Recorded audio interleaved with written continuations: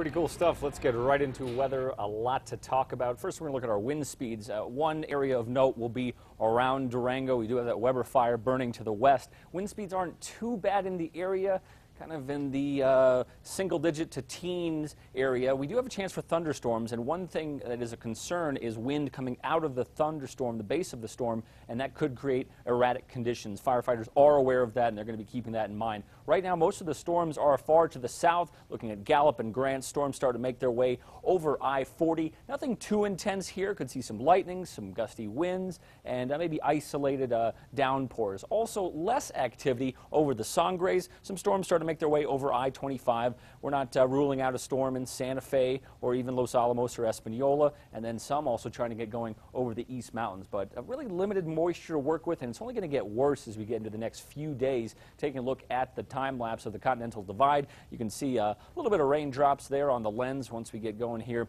but very spotty stuff, not long downpours. As we take a look at the bigger picture, high pressure situated to the east is really what's kind of limiting our moisture. It's keeping it in Arizona and the western half of the state, but the closer you get to that high, it's kind of squashing our storm chances, and that's very evident on the water vapor loop. You can see clouds and water vapor in the northwest and the west, but this orange color, that is dry air moving in, and the high is right about here, and we'll continue to see that dry air pushing in, and that's going to scour out that moisture, unfortunately. Some to work with in Albuquerque and a slight chance for a thunderstorm this evening, but really the heat's going to be the main story. 93 degrees this evening. If you're taking a walk out there, probably wear some sandals or flip-flops tomorrow, starting off warm, and then as we get into Sunday, we're going to get to the 90s quickly. A toasty day for tomorrow. We'll look at our storm track. We're seeing storms in the north and then the west. As we get going into Sunday, look for less coverage. That high is going to start to back into the state, still keeping with the hot temperatures,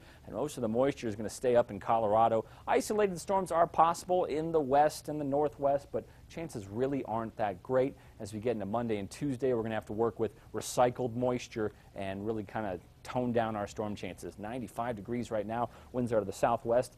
The rest of the state, it's a boiler in many spots. Roswell 98, 97 in Carlsbad. Let's do the numbers. Southern Colorado, partly clouded, isolated chance for a storm pretty much each day in the southern Colorado area. We'll see temperatures hovering in the upper 80s for the most part.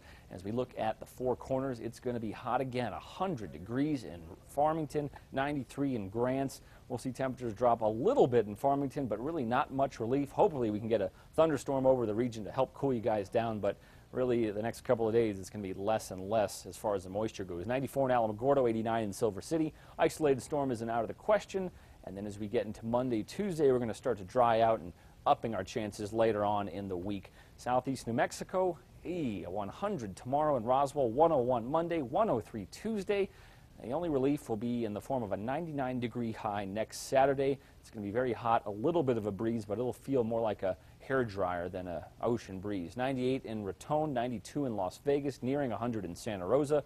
Isolated storm possible, but really by Monday we're going to start to dry things out. In the northern mountains, a little bit of activity going on for today. There this evening, we'll have another shot tomorrow afternoon. It's going to be warm to hot in many locations. We'll see temperatures just sliding a little bit.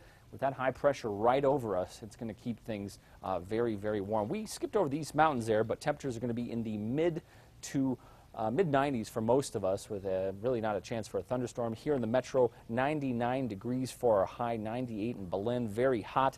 And I wish I had, well, there's the East Mountains. Things are a little backwards today, Crystal. There you go. It's going to be hot. And we'll take a look at our 7-day forecast for Albuquerque.